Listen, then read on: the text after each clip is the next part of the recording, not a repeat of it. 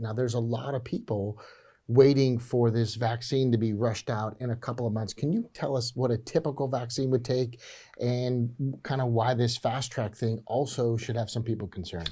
Absolutely. Now, first of all, I'm often accused as being an anti-vaxxer. So at every rally I go to, there's always one person with that big sign, vaccines hurt you and blah, blah, blah, and so forth. And so everybody in the audience is labeled as an anti-vaxxer. Right. So I'm not an anti-vaxxer. I think vaccinations can be very helpful, but what I am anti is I'm anti the government mandating a medical procedure. So for example, if you were to come in and you had a funny skin lesion and you wanted me to take it off because we were concerned it might be skin cancer, I'd have you sign an informed consent sheet. It would say, these are the risks, these are the benefits, these are the potential complications. Are you good with that? Sure. Sign here to acknowledge that we had this conversation.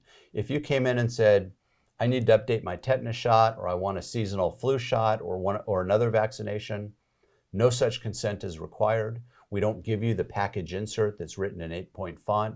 You just assume that whatever it is that we're recommending is going to be perfectly okay.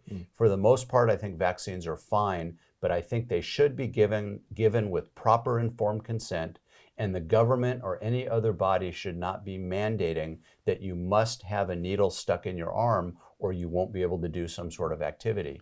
Yeah. So vaccinations, I believe, are good. We should educate and promote them, not mandate them, because as soon as the government starts mandating something, you immediately start getting pushback, even from people that aren't anti-vaxxers. Right. So my concern about the COVID vaccination is usually it takes several years to come out with a vaccination. And President Trump told us he expects one by the end of the year. He may or may not be right, I don't know. But I would be a little bit nervous about a brand new vaccination that comes out with limited testing, and now we're going to volunteer our arm or have our arm mandated that we must be tested. So maybe the vaccination, when it comes out, the end of the year or a year from now, might be a good thing.